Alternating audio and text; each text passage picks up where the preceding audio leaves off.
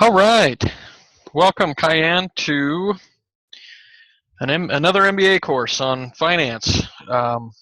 As I was reviewing this course and the chapters that we'll be covering and the text that we have, there's a lot of this material, especially this week, as it is an introduction to corporate finance. A lot of this material should be a repeat from your bachelor's degree classes that you took before. So should be a review at least for this week, and then as we go, we'll get into some more details that maybe you haven't covered in the past. So welcome. I think you're the only participant for this class, and so I appreciate you being here, especially during the live session. That makes it a lot easier for me to have a discussion for an hour when there's somebody else on the other side instead of just me talking to myself. So I appreciate that. Thank you for being here. I realize your schedule can be tough, and depending on how your health is from week to week, we may miss you a week or two, and that's okay. I understand that. They'll be posted quickly after each Monday night, and you can review them if you need to. So you've got that.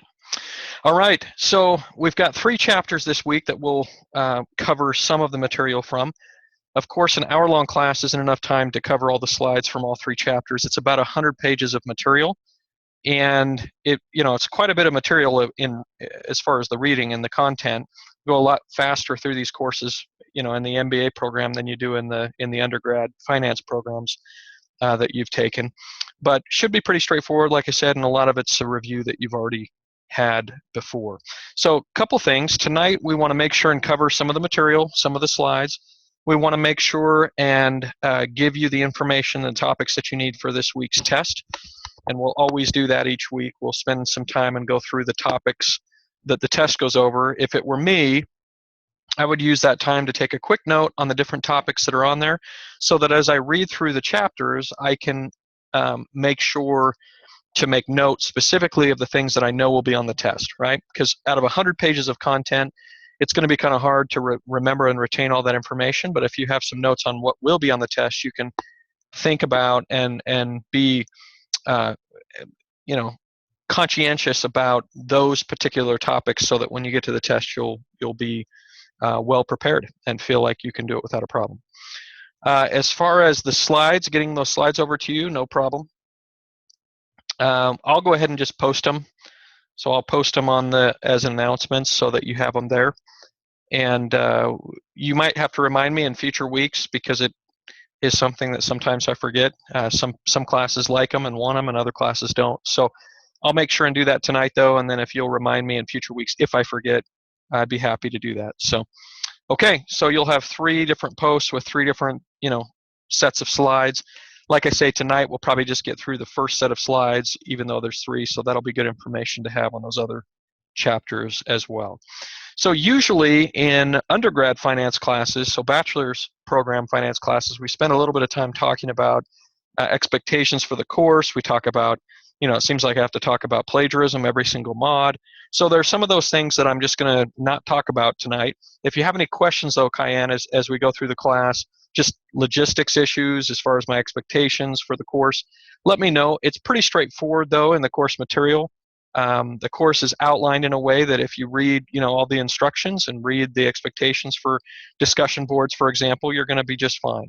If you read the expectations and for this week's assignment, for example, the short answer questions that you'll get at the end of chapters for all 3 chapters, and there's only 3 or 4 questions for each chapter, so it's really not going to be a very tough assignment this week. The bigger issue this week is going to be making sure that you read the material, feel comfortable with the material that you're going to need to know for the test so that we can get a good score on the test and feel well prepared for that part this week. Okay, so regular discussion board this week, regular assignment as far as I'm concerned, just short answer questions, and then of course your exam as well and check points along the way. So as far as the assignment is concerned, this week the assignment doesn't have like a writing requirement of like 2 or 3 pages or 5 pages or something like that. When it's an essay form like that, I'm going to want it in APA format. For this week's assignment where it's short answer, I'm just fine having you list the question number of the question, and then just answer always in full, complete sentences though, and full thoughts.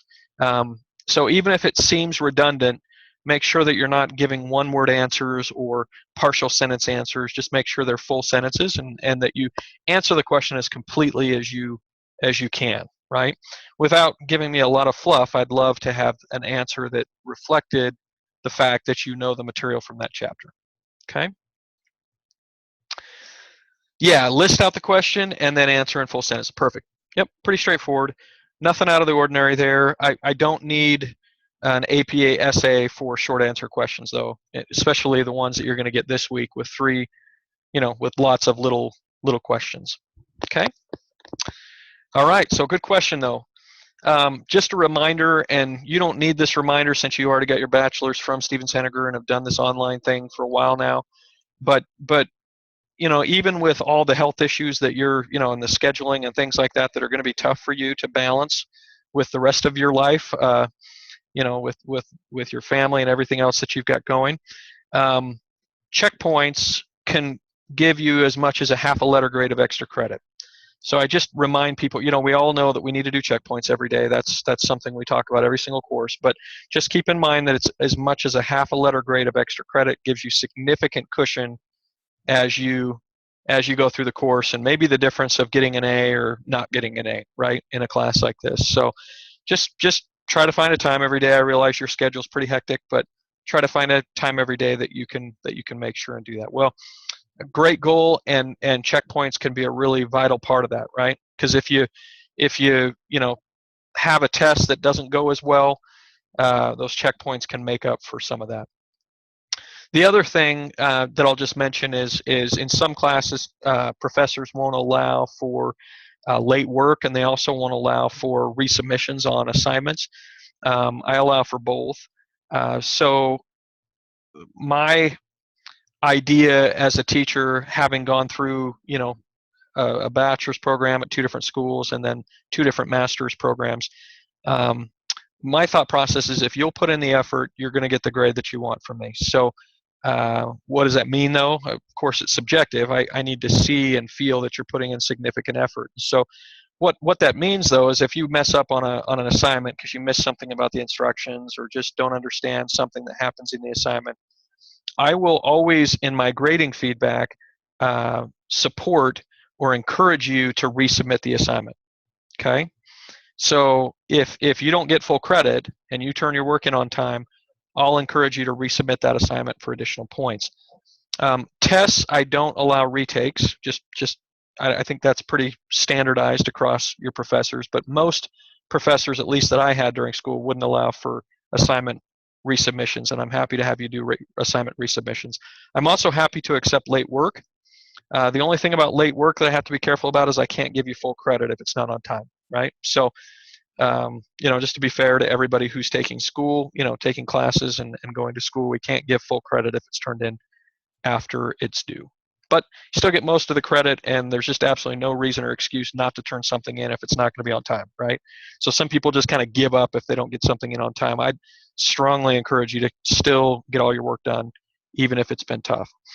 One quick note, though, Cayenne, just because of your situation and understanding a little bit of, from your intro introduction that I saw on the discussion board, also, the email that I got from you, let's play it by ear, though. I mean, if this surgery coming on Thursday, if there are any complications or if it really knocks you out in a way that you didn't expect, please be in touch with me, because the school would be, the school can be understanding in a situation like you're in. So just be in touch, and we'll make sure that we get through the course, even if it takes a little bit of creativity in how we do it. If your scheduling and your health takes a turn that makes it hard for us to do what we need to do. Okay. All right. So anyway, we'll revisit that and be in communication so that we can feel comfortable that we're on top of your work and that you're doing well. Yeah. Always welcome to text me. In fact, if you'll text me instead of call me, I can usually give you more quick feedback. A lot of times throughout the day where I work at a bank and I'm in meetings throughout the day, I can't respond to a phone call, but I can respond to a text in a meeting, and sometimes it's a nice diversion from my meeting. So anyway, I can usually get back to you real quick that way. So Good question. Email is really good though too. You can be a lot more detailed sometimes in an email, and I can be a lot more detailed, but texting's fine. Okay. All right. I'm trying to think of anything else that you may need just as far as expectations. Have you ever already been able to verify that you can get into the textbook? Every once in a while, the ebook is a challenge. Okay. I'm anxious to make sure that you can get in where this course is so text heavy, meaning there's a lot of reading. I just want to make sure that that's going to be something you can get into. I noticed today for me, it made me update my password and do something to my login, but still was able to get in just fine after I reset stuff. Okay. Anything? Okay, so you're probably up to date on your side with the VitalSource books. Anything else though? Any other questions about the course? Communication with me? Expectations for a course like this? Should be pretty standard stuff. This is a course where you just have your discussion, assignment, and test each week until the last week, and that's the week where you have that feedback little quiz, and you also have a final test. Of course, the final test being worth about 4 times what this first week test is. It's worth almost 200 points, where this week's test is only worth 50 points. And then we do have kind of what I'd refer to as like a midterm test next week that's comprehensive over the first 5-6 chapters and is worth 100 points instead of 50 like this week. Okay. All right. Any other questions, concerns before we talk a little bit about corporate finance?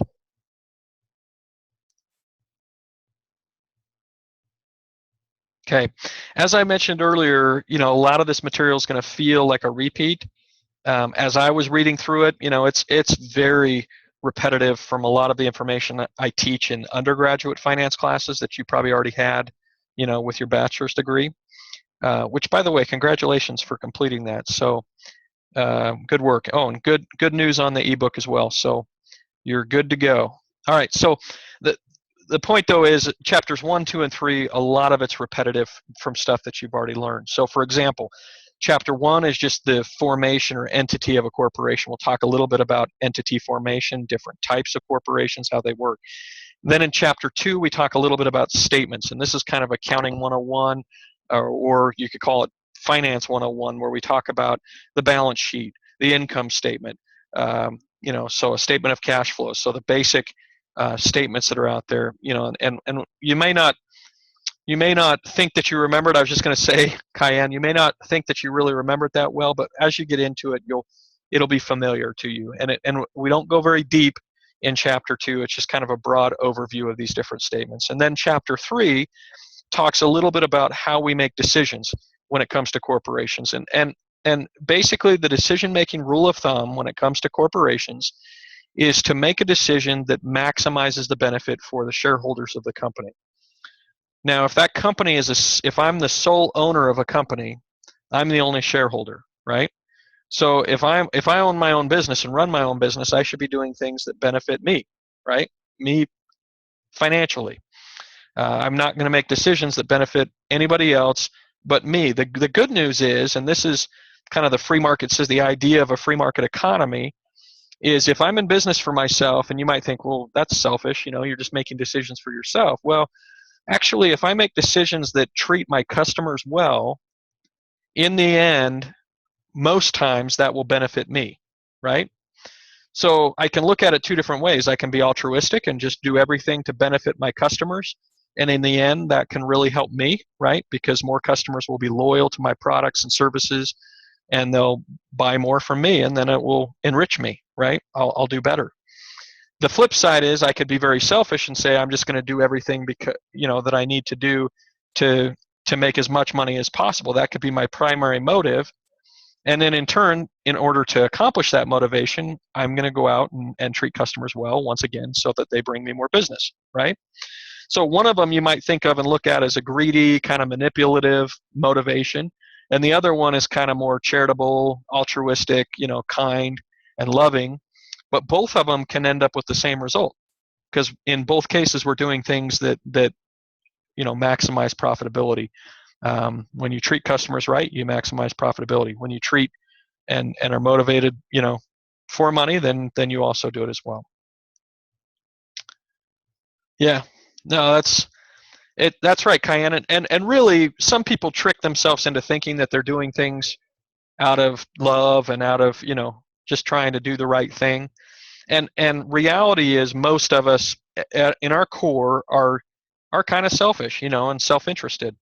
And so, it's one thing to say, hey, I want to do what's right by a customer, just like you say, and most of us do, because most of us are self-interested in the result of treating customers right, which is they'll be better to us, they'll do more business with us, they'll be more kind to us, right? So no matter how we look at it, there is some self-interest usually going on there as well. In fact, in some ethics classes in business, they'll talk about, is anybody truly altruistic? Because truly being altruistic would mean that we're really selfless, right? That we do everything for somebody else's sake and for somebody else's benefit. And really in business, we could, somebody who says they do everything altruistically, we could say, well, the reason that you do that is, though, because you enjoy the benefits of accomplishing whatever that is that you're doing. Anyway, so there's from a motivation standpoint, really doesn't matter. In the end, if you're a corporate manager or business owner, the primary decision-making tool or lens in which you look through to make decisions has to do with trying to maximize benefit or profitability. Another way to say it is profitability for shareholders. Now, as we talked about, single owner, you've only got one shareholder. If you're a public company like Nike or Microsoft or Apple, they've got thousands of shareholders, right? And so they have to, it's a little bit more complicated to make sure that they make all their shareholders happy. But that's their drive. They've got to try to make all their shareholders happy. How do you do that when it comes to public companies and stock traded companies? You either pay dividends or you have success as a business so that your stock price goes up. So in both cases, you're trying to make the business as successful as possible for the benefit of shareholders. So that's the crux, that's the gist of chapter 3. We probably won't get to chapter 3, so I wanted to make sure and kind of give you an overview, a high-level overview of what chapter 3 is talking about. All right, so let me just make sure, first of all, that you see slides moving here. Sometimes slides get caught on these PowerPoints when we're doing these live presentations, but do you see the 1.1? Good. So we've got 4 types of firms, and when we talk about 4 types of firms when it comes to corporations or different entities in business, they break them into 4 categories, but reality is there are even more than what we're looking at here, okay? But these are in the most simple, like I say, everything we're going to do today is pretty high level, so we're not going to break these down into more complicated sub-entities, but as a general rule, you've got sole proprietors, which are just individuals that run businesses. You've got partnerships, where you've got more than one individual, right? You've got LLCs, or limited liability corporate companies, which we'll talk about a little bit, the pros and cons of an LLC. And then you've got corporations, both S Corps and C Corps. You've got private corporations and public corporations for us to look at and address. Now, before we continue, which one do you think, Cayenne, is the easiest one to control? Which one do you think is the easiest one to be in charge of as far as control and decision making? Any ideas? And why do you think a sole proprietorship, and maybe this is a redundant question, maybe too simple, but why do you think, yeah, I mean, when it comes to decision making, it's all one person, right? And when it's one person, it's a lot easier to maintain control and make decisions. You don't have to worry about running it by anybody else. When it comes to partnerships, you've always got another person that you have to make decisions in conjunction with. LLCs could be an individual situation. So I could have an LLC just for example, for property that I own. Let's say I have a rental property. A very common use of an LLC entity is if I buy a rental property or I have some side business, I might put it in an LLC just to give myself liability protection from that business. So if somebody has a slip and fall on my property, or if somebody sues me because they think that I wasn't equitable in how I rented out my apartment, those things can all create liability, right? Create problems. And so if I have an LLC, that can protect me from those legal issues that can come up with a business. And then corporations have a lot of different nice benefits. We'll talk a little bit more, but any publicly traded company that you know of that you can think of where you could trade their stock. So I mentioned 3 of them earlier: Microsoft, Apple, but there are hundreds, right? Thousands of companies out there that are publicly traded. Those are all what's referred to as a C Corp, or a public corporation, okay? And so all those companies that you trade stocks of are corporations. But the most popular kind of entity, for the reason that you stated earlier about, the ease of and control associated with it, is a sole proprietorship. So lots of ideas for businesses. Oh, cool. Yeah, I mean, if he's got something he makes like that, it'd be a lot of fun to pursue trying to market, stuff that he can do. That'd be awesome. And Nike's awesome. I don't know, Kyan, if you recall, and maybe you weren't paying attention back this long ago, but Nike kind of ruled the world when I was in high school. The days of Michael Jordan. They had signed with Michael Jordan, and so everybody had Nikes, right? And then they went through a period when all the sweatshop allegations came out. They're manufacturing around the world, where they took advantage of employees, and they made them work in horrible conditions and all that. And there was a little while there, a year or two, where Nike really went out of favor. And it was almost a bad word there for a little while because of how bad they treated employees in third world countries. But to their credit, over the past decade, they have just come roaring back. I mean, they're in great shape. They've got great, they've teamed up with some great, sports icons again. Anyway, it's been an interesting exercise in business, that they were pretty down and out there for a while, but they've rebounded very, very well from that point. Couple of lessons there. If you do unethical things, it can put you out of business, right? And then how to respond to a crisis like that they had, and they've responded very, very well, and shown that they're very, very responsive to that, and they rebounded very well. I will say that they opened the door, though. All those problems they had years ago opened the door for companies like Under Armour to kind of come onto the scene. And really, Under Armour's made Nike a better company, right? Their competition between Under Armour and Nike has made Nike a better company. It's made them both a better company because they've been striving to outdo one another for a long time.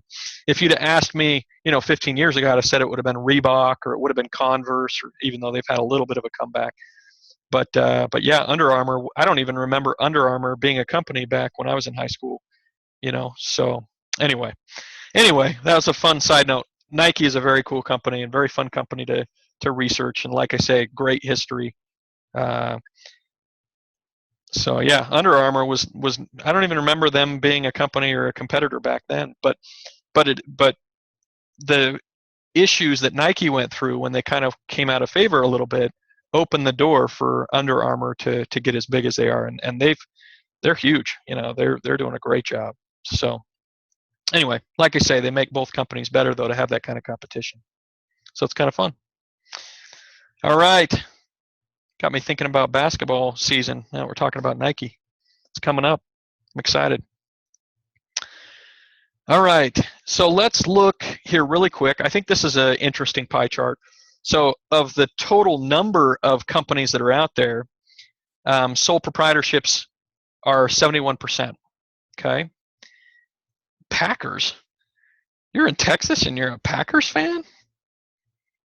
Now you got me all confused. Well, I love the Packers, but I have a reason to love the Packers. I don't live in Texas country. You should be you're way off the reservation. You don't like the Cowboys, and you like the Packers. That's very interesting. I'm more excited. I have to say, I'm much more excited for college football than I am NFL. But I love NFL, but I'm a big fan of the NCAA. So. See, so you've picked up his. Well, I think you got to go with your current boyfriend. If he doesn't like the Packers, I think you got to give him up. And Wisconsin, wow. Oh, if you're going to be Packers and Badgers, I guess that's okay. I expected you to be a University of Texas fan through and through, or TCU, or Houston, or Texas Tech, or Texas A&M. Come on, you got all kinds of good teams down there. Nice. Well, for selfishly, I just want BYU to get into Big 12. That's the only thing I'm watching right now. Because we want to play Texas and Oklahoma and TCU every year. It's good teams. All right, so the majority of companies out there are sole proprietorships, like we talked about, because they're so easy to run and you have control, like you mentioned. As far as profitability, though, and total revenue out there, if you think of all the companies if you put them down in a pie, right, the bulk of the revenue that's created from all those companies would come from corporations, even though corporations only make up 19% of the total amount of companies out there. They make up for the majority of the revenue. And why is that?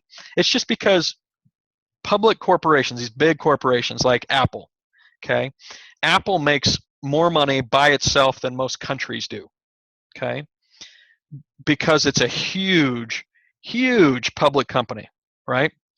And it's a company that can go out and tomorrow could go buy a $50 billion company, could go buy any company they wanted basically out there and even get bigger. So some of these publicly traded companies like your JP Morgan Chase, like your Chase Bank or Wells Fargo, or your Bank of America or Citi, these big banks, or even companies like Microsoft or Adobe or Cisco or HP, these are all companies that are huge. Google, Amazon, Netflix, these are companies that are huge and have significant revenue. And when you think about that versus the guy who kind of sells, well, let's say you got a friend that's doing Beachbody or doing Thrive or doing one of these side businesses that a lot of people are doing right now. Name one. Mary Kay used to be Avon, and Mary Kay used to be the ones before, but now there's all these new ones too, right? So Beachbody, you're familiar with that one, Cayenne. That's a big business, right? But you've got a lot of sole proprietors that are doing the Beachbody business, right? And then you've got this big corporation on top that makes a lot of revenue, and then you've got all these sole proprietors that make very small revenue relative to the corporation, right? So many are doing really well, right, with Beachbody, but in relation to how well the corporation is doing, it's very small, right? Because no matter how well you're doing as an individual, the corporation is making bank, right? They're doing really well. Yeah, there's a lot of people doing it. I have a lot of friends from high school that stay in touch with me that are doing Beachbody and doing really well at it, so making good money.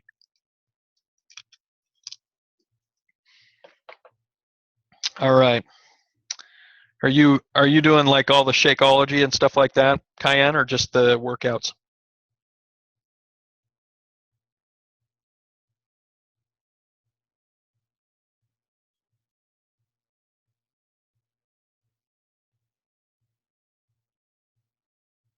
Okay. Oh, okay. Yeah, Shanti's awesome. I wish I could get through any of those workouts though without wanting to throw up because I'm just not in very good shape. So I need to sit around less, at work and be able to be more active. Okay, so a couple of the just the basics of a sole proprietorship, run by one person, right? Few, if any, employees. A lot of these sole proprietorships are just an individual. That's it. They don't have any employees. Well, it's like your Beachbody reps, right? They don't have any employees. They have people that maybe work under their downline, but those aren't their employees, right? They're contracted, they're individually contracted, and they have a sole proprietorship. So what are the advantages? Big advantage is it's so easy to create. Another advantage is that you have total control, right? It's easy to make decisions like we talked about earlier.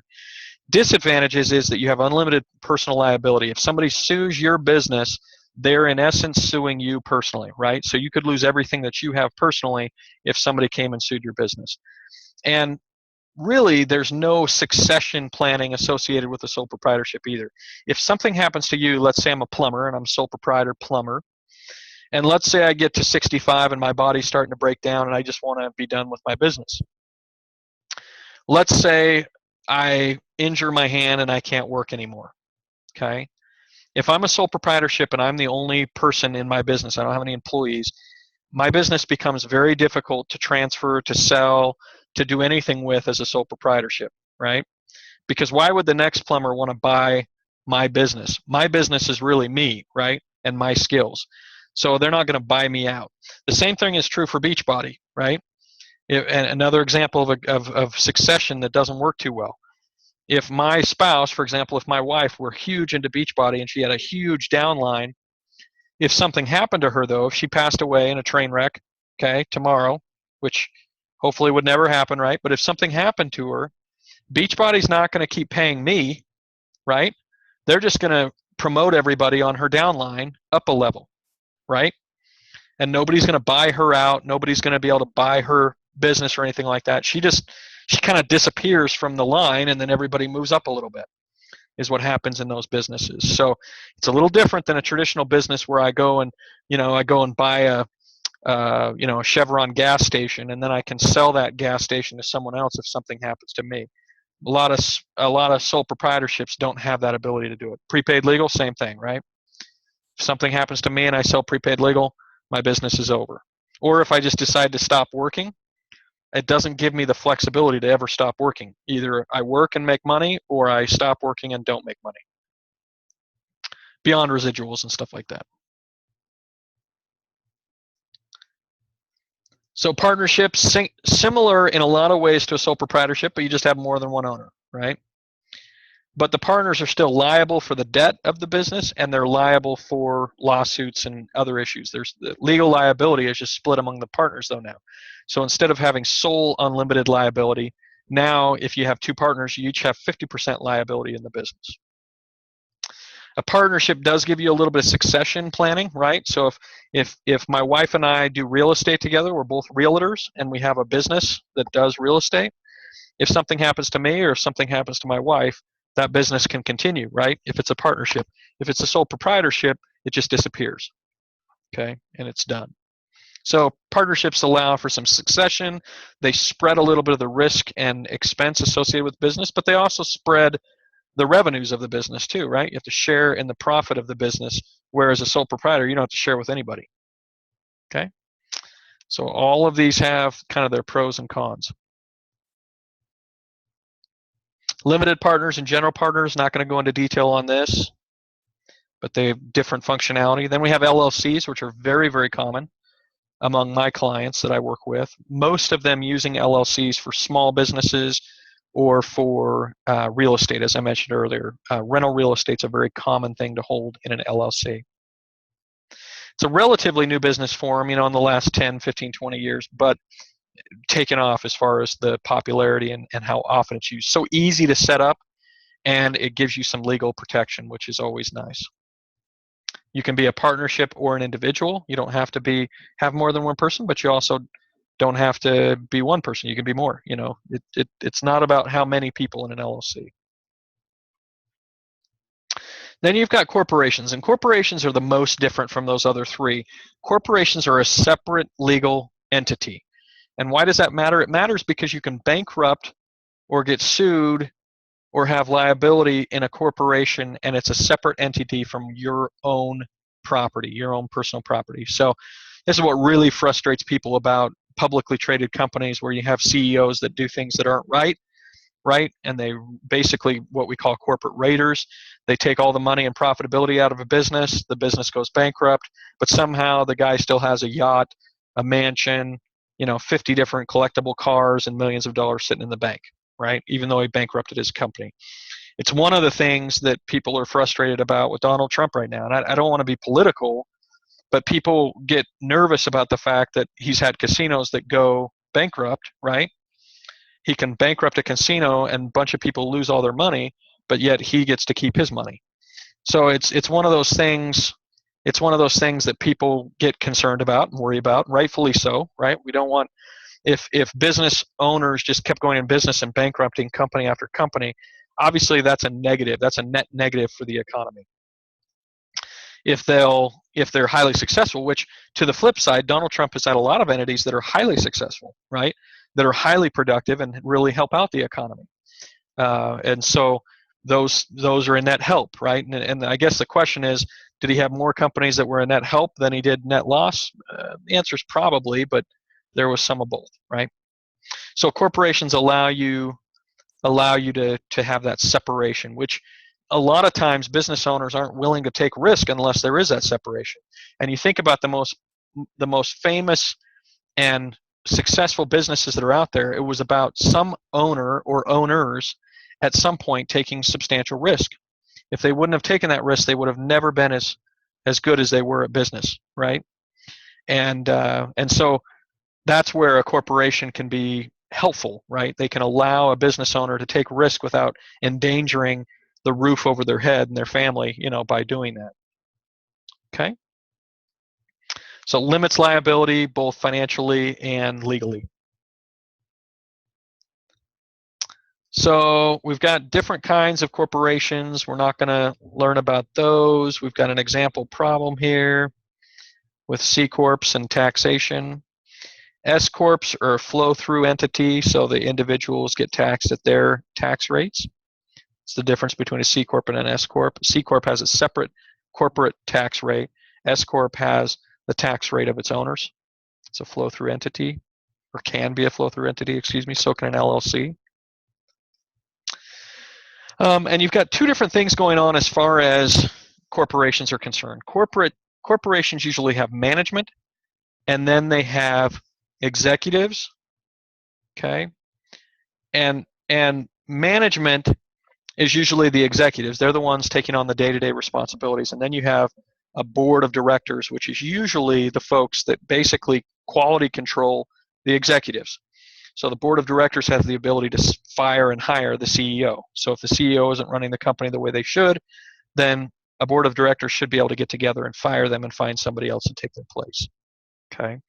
So it's basically the board of directors is a panel of folks. Some of them are completely independent of the business. Some of them are not independent of the business. They can be part of the business. But that group basically keeps the power of the management team in check. So if you have a wild CEO that's going out and spending all kinds of money and living frivolously and not adding a lot of value, theoretically, the board of directors would fire that individual and go find somebody that would work harder and be more of a value add. And most corporations in America work that way. The ones that make the news, like the Enrons and the Tycos a few years back and WorldComs, those different groups got out of control and their board of directors didn't stop the issue. And then those executives end up running those companies right into the ground and being dishonest. Anyway, long line of different hard things that occurred in those companies. But board of directors, their whole role is to hopefully stop that from ever happening in the first place. Okay.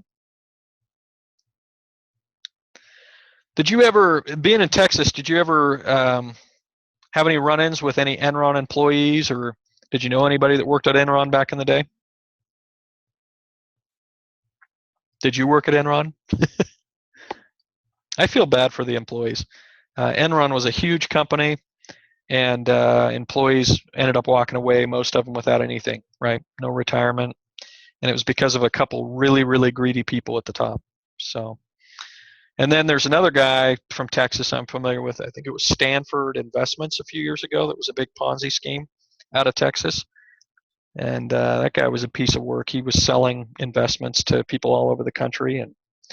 And then, yeah, that went down in a dumpster fire as well, because he was like Bernie Madoff over in New York, just doctoring his numbers, and it wasn't real. So really sad, too, for investors of those kind of companies.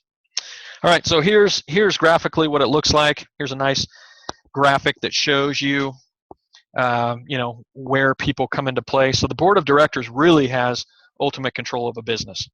Okay, these are people that usually serve for a certain amount of time. They're different people. They're not family. Sometimes you think of a boardroom and you think, it's all the family members of a company. That's not how publicly traded companies in the United States work anymore. Most of the most of the board of directors would be unrelated parties, and a bunch of them would even be independent completely from the business. You'd have, for example, on Microsoft, their board of directors, they might have an executive from Adobe, or an executive from Intel, or an executive from Cisco, or an executive from Netflix, or there's all kinds of different companies, or a completely unrelated company, like they might have an executive from Walmart on the Microsoft board.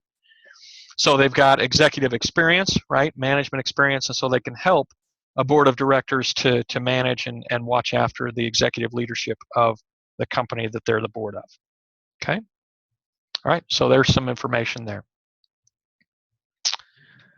Let's see here.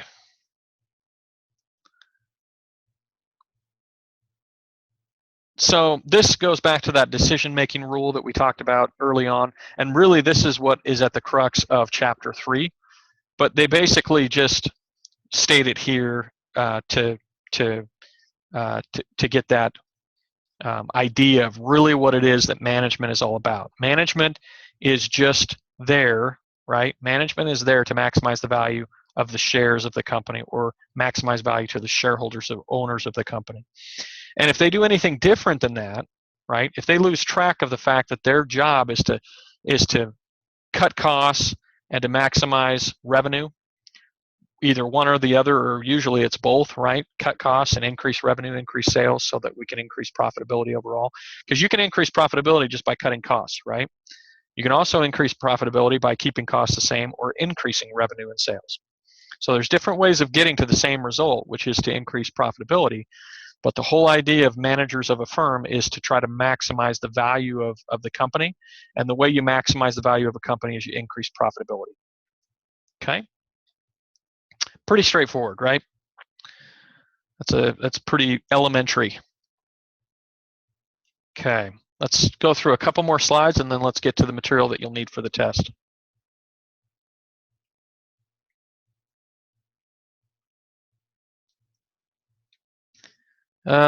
So we end up with issues of ethics with companies. So the first thing that you probably think of when I say, hey, management of a company, their sole purpose in life is to maximize profit. Well, if your sole purpose in life is to maximize profit, then it seems like there's incentive to lie, to cheat, to take advantage of people, to destroy the environment, to do all these things that maximize profit, right? That basically you step on people and you step on the environment, you step on whatever you have to and lie whatever way you need to, cheat, beg, borrow, steal, whatever you have to maximize profit. And reality is there's some of that happens, but it's by far the minority of what happens in business. But there's some ugly examples where it has happened. But the majority of companies realize that there's a balance to be had. And this is what we talked about earlier, which is if you do things ethically, you drive more people to your business. If you treat employees right, you drive more people to your business many times. So companies like Nordstrom and companies like In-N-Out or Chick-fil-A, in the fast food world, most of those companies have a reputation of doing a very poor job with their employees, mistreating their employees and not treating them very well, not paying them very well. In-N-Out and Chick-fil-A pay their employees a little better. They give more incentives. They treat them with a lot more respect, as far as I have heard, in most cases. And because of that, those employees usually treat customers better. They usually act more mature. They usually act more responsible and good around their customers. And because of that, those companies are highly successful and sell a lot of, in the case of In-N-Out, hamburgers and fries, right? In the case of Chick-fil-A, a lot of chicken. Okay, and in large part, those companies do so well because many people would say that they overpay their employees, as far as fast food, employees are concerned. But it's been a highly successful model because those employees do such a good job and they treat people so well that people want to go there. Okay. So anyway, there is an ethical dilemma in the end with the environment and with some other things that there's incentive for business owners to cut costs, cut corners, cheat, and do things in a way that just maximizes profit. But if they do that and get caught and it becomes a public firestorm as far as PR is concerned, it can destroy their business. So back to this self-interest thing, even if you don't care about the environment, you better take care of it as a business, because if you don't, and people come back to you and it gets in the news, it could put you out of business, right? So that's why it's important that there are these whistleblower groups out there that are willing to shed light on, on problems, companies that are behaving badly, as we'd say. And you shed light on that, and then the companies have to usually make changes because they don't want that PR nightmare from those problems. You know what? If you do that, if you and your boyfriend were to start a business with sauces or something like that, and you treat people fairly, knowing that you need to make a profit for your efforts and they need to have a quality product for a good value, and you stand behind it and you do your best to make people happy, it actually works out really well. There are lots of businesses that we can point to the past decade that are wildly successful because they treat people well and they do a good job. They've got a good product, good value, and then they treat people the right way. So it's some Texas values, right? Yeah, Google is very good like that. I agree.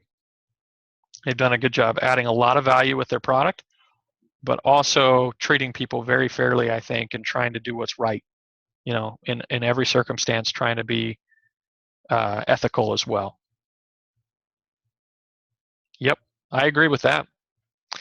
Okay, so we got to be done with slides, Cayenne. So any questions, though, before we get to topics for the test this week?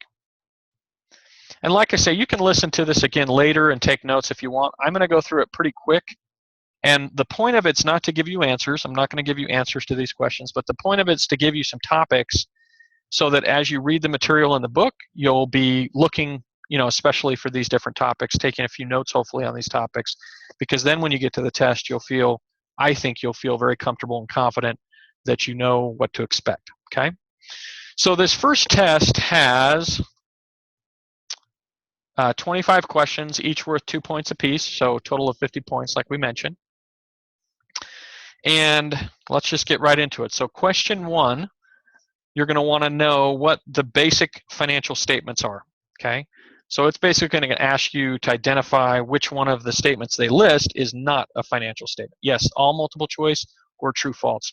It looks like the majority of them are multiple choice. So number 1, you'll just want to know, from chapter 2, what are the basic financial statements? And if you know them by name, you'll get number 1 right, because you'll be able to identify which one is not one of the financial statements. You're going to want to know for number 2 on the test, which is probably from chapter 2 as well, what is the name of the filing, okay, the annual filing that companies must do with the U.S. Securities and Exchange Commission, okay? What is the filing, what is the form that the paperwork and the form that they file that's public information that you and I can go check anytime we want for publicly traded companies, but what is that form name that they file each year, once a year? Once again, multiple choice.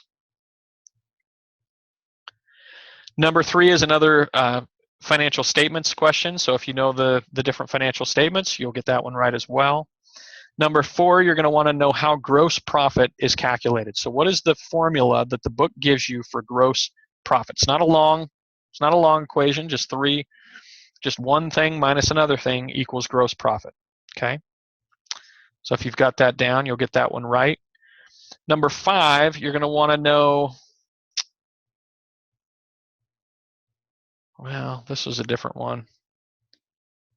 Number 5, because of how the question is worded, it basically requires you to know the basic information associated with financial decision making and how interest rates and costs and benefits play into financial decision making. And it's not a hard question, it's just a hard one to explain because it's not just one topic, but it has to do with chapter 3 and kind of the basic premise of chapter 3, which is trying to accomplish the maximum profit, like we talked about, based on a decision. And how do you do that, right? You got to weigh costs and benefits, you got to weigh interest rates, those types of things.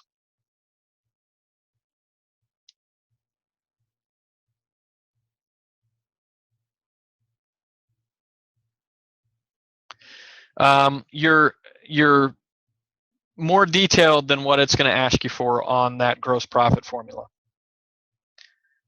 you're right on track, but you're just even a little bit more detailed than what the what the test is gonna ask for you. So you're well on your way on that one. Okay. Number 6. Yeah, you got it, Cayenne. Number 6, you're going to want to know what competitive markets are. What does it mean to be a competitive market? Number 7, you're going to want to know what the definition of the valuation principle is. What is the valuation principle? Number 8, you're going to want to understand what NPV is, or net present value, from chapter 3, net present value, or NPV. This is a term that you'll probably recognize from previous finance classes that you've had, because it's a very common terminology. We talk about time value of money and business decision making. NPV is a common one. Usually you have to do some Excel sheet work, with NPV. Number 9, just want to understand the basics of time value of money, why it's important. Why is it important to understand and recognize that there's a time value of money? Okay, for number 9, also in chapter 3. Number 10, again, a question about the valuation principle, just the basics of what the valuation principle is. Number 11 talks about decision-making, company decision-making. And just for number 11, you're going to want to understand the fact that company decision-making, even though everything is looked through the lens, like we talked about, of whether or not a decision is profitable and is going to bring value and additional value to business, we always have to weigh those decisions with what we talked about before, which is ethics, right? And so if the decision that's most profitable destroys our local environment, maybe we do the decision that's not maximizing profit, just a little less profitable, but is good to the environment, because that's good, sustainable decision making for our business long term, right?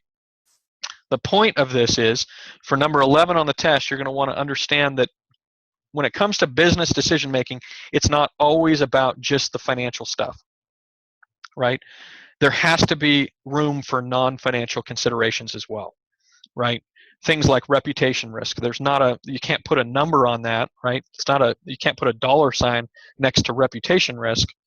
But if you do something stupid and unethical, right, you can really screw things up financially long term. But you wouldn't know what kind of value to put on that when you're making a decision.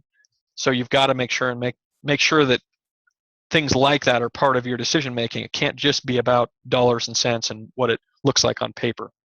And I end up having that conversation with a lot of people about their own personal finances. They'll say, hey, should I pay off my house, or should I pay off credit cards, or should I save for the future? And usually the answer is, all of the above. We try to do, a mixture of all of that. What would be best for them might be to just do one of those things on paper, right? On paper, it might be just best to only pay down their credit cards and not put any attention to retirement or to paying down their house or whatever else. But reality is, when we're thinking 20 or 30 or 40 years down the road, the most sustainable plan is to try to make progress on all those fronts, not just one. Even though on paper it might be best to do it on one. So business owners always having these decisions where they have to weigh, financials versus non-financial issues. So number 11, if you just understand kind of that concept of there's going to be monetary things and non-monetary things that are considered for a decision, then you'll get that one right. Number 12 is going to go right off the slide where we show you the most popular entity format in the world, right? There was that pie chart where we said, okay, here's the type of entity that has the most revenue, but here's the type of entity by far that's the most common business type. If you understand which one it is, then you'll get number 12 right on the test. Number 13 on the test. Once again, those pie charts that we showed you, which one dominates revenue? That's going to be the answer to number 13. Number 14, you're going to want to know the pros and cons of each of those entity types. But just even what we discussed, which was very limited tonight about those different entity types, if you know the basics of those pros and cons that we talked about on those 4 different entity types, you'll get number 14 right. You'll get number 15 right. Number 16, you need to know what is unique about an S corporation. What is the unique thing about an S corporation? And there are a couple different things that are unique about an S corporation. They are different, though, than a C corporation, right? We talked about two different types of corporations, S corps and C corps. S corps are unique in a few different ways, and you'll want to make sure you understand the basic, don't dig down too deep, but just the basic differences between an S corp and a C corp. Number 17, another entity question that's really easy if you just understand those four entities and what they are. Number 18, same thing. I mean, these questions are really easy. But number 18 is one of those questions that is just about an entity type and which one is most popular again. Number 19 is about the pros and cons of different entity types. Number 20 is about the pros and cons of entity types. Number 21, you'll want to know what the book has to say about the responsibilities of a financial manager. What are the responsibilities of a financial manager within a business? And that will be in Chapter 1. So just as you're looking through Chapter 1, make sure you understand what the responsibilities of a financial manager are and what the book has to say about financial managers. Number 22, you're going to want to know about ownership of corporations. We talked a little bit about how publicly traded companies like a Microsoft, for example, have lots and lots of owners, right? Lots of shareholders, okay? And so the managers of that company are trying to maximize value for the shareholders, which are hundreds of thousands of people, that own stock in Microsoft. However, if a question on the test asks you, do these owners directly control the business? The answer is no. So do I, as a stockholder of Microsoft, get to help manage the company? The answer is no, right? I benefit when the company succeeds, but I, as a stockholder, rely on a board of directors that in turn controls the executives like we talked about. As an owner of a publicly traded company, I have very little to no control unless I sit on the board of directors or unless I'm an executive of the company. And most times as a stockholder, I'm not either of those, right? So I have little to no control over a business as a stockholder. The board of directors and the executives and management have the day-to-day operational control of the business. So if you understand that, number 22 on the test will be correct. Number 23 on the test, you're going to want to know about the functions of the board of directors. I mentioned that primarily the board of directors basically babysits the executives of a company, hires and fires those executives. There are some other things that they do. That's not the only thing that they do. Make sure before you get to the test that you understand the basic responsibilities of a board of directors. Before you get to the test, number 24 on the test, you need to understand basically what an account payable is. This is from Chapter 2, from a balance sheet. You have accounts payable. Okay. You probably already remember what accounts payable are. You have accounts receivable and AP or accounts payable. Pretty straightforward. This is pretty easy question, to choose out of multiple choice which one is which. But if you've forgotten what an account payable is, just make sure and refresh on it real quick before you get to the test. Number 25 on the test, you're going to want to know the advantages of geometric returns. Okay. You've got arithmetic returns and you've got geometric returns. What are the advantages of geometric returns? What are the basic differences between those two types of returns, and what are the advantages of geometric returns? If you know that, you'll get number 25 right on the test. Okay, that, Cayenne, is the test. I even went a little bit faster than I expected. We've got a few minutes left. Any questions about any of those topics, anything that you feel like you missed from that review? Of course, you can go back and listen to this later and catch your notes up if you need to. But any questions, concerns on any of that material? Anything else you need? Good. You're able to keep up okay then and get a note down at least for each one of the problems? I'd say out of all the problems on the test, the thing that I think I said more than anything else is going to be on there are those entity types, the differences between the different corporate entities, and then the pros and cons of those entities. Okay? So if you know the difference between sole proprietors, partnerships, LLCs, and corporations, you know the differences and then their pros and cons, you should be in great shape with about a third of the test. Still study the rest, but that would be a really great starting point to really understand those. So number 5 on the test is that strange question that talks about how we make decisions, basically a Chapter 3 synopsis question. So if you understand the gist of Chapter 3, which is how business owners make decisions and how interest rates and costs and benefits come into play when making decisions for a business, you'll get number 5 right on the test. It's a little more complicated question, so I apologize. There's not really one topic, but it's basically a synopsis of chapter 3. Number 6 is just to be able to define competitive markets. So make sure you understand the definition of a competitive market, and you'll get number 6 right on the test. Okay, any other repeats?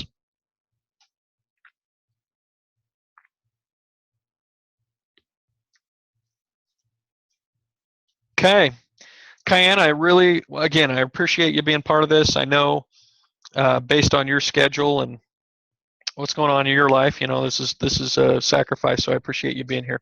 Oh, 7, no problem. 7 is the valuation principle.